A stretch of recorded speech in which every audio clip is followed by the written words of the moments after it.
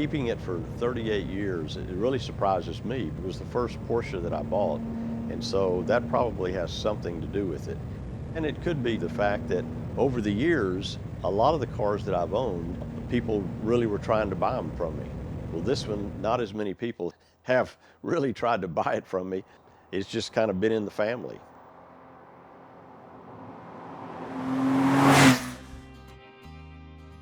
My name is Jack Griffin. I drive a Porsche 914-6 that I've owned for 38 years.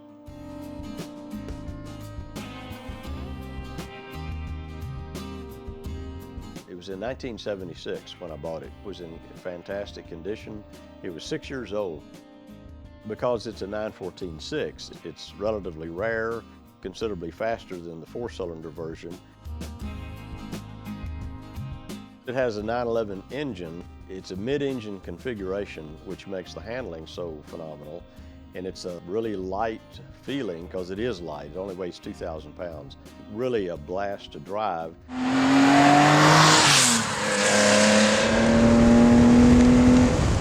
My 914 has had a different engine put in it, increasing to the 2.5-liter motor with over 200 horsepower, made it a really, really fun car.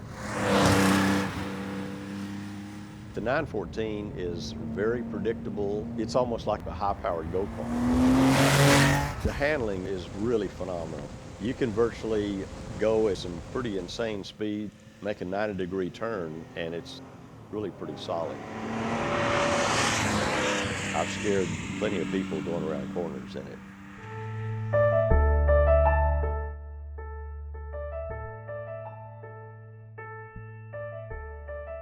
I guess my favorite thing about the car is how rare it is. When I do drive it, most often I hear things like, oh, I remember those back in the day, and that's a 6, that's really special.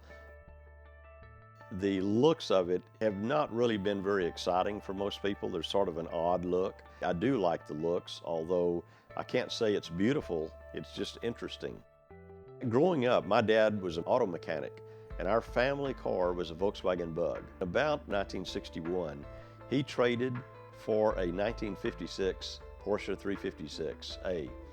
And in a lot of respects, it was like a Volkswagen, only it was like a Volkswagen race car. When I drove that 356 with twice the horsepower of a Volkswagen Bug, I was absolutely hooked. And I sort of said to myself, someday I'm going to have a Porsche. I've had quite a few 911s. I've had 2 930s. Probably have had 20 356s. I had 2 Roadsters. I had a convertible D. Did a stint as a race car driver and owned a 911, a factory RSR race car.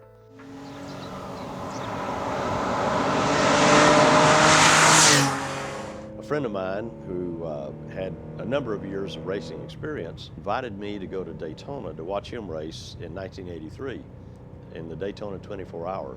Being in the pit and watching the cars go around the track looked fairly easy to me. And toward the end of the weekend, he asked me what I thought of the experience, and I told him that I thought it looked like a lot of fun. And he then asked if I would like to do it. So he said, well, the next race is the 12 Hours of Sebring, and they had a car for me to drive, and all I need to do is go to a racing school and get a license. So I went to Bondurant Racing School, a 4-day school, and we did not drive race cars. We drove Datsun 280Zs. It was better than nothing, but it wasn't nearly enough to prepare me to actually race in a race of that magnitude. Racing the 914 in Sebring was my first race.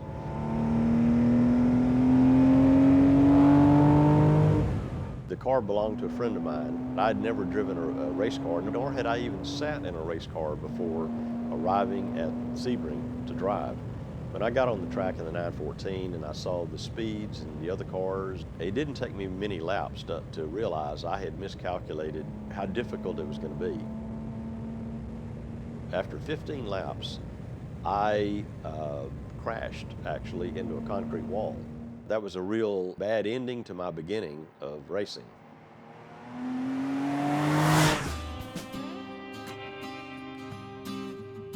There's this conception that the 914-6 is really, really a fast car, when in reality, the original stock 914.6 had the least powerful 911 motor at the time.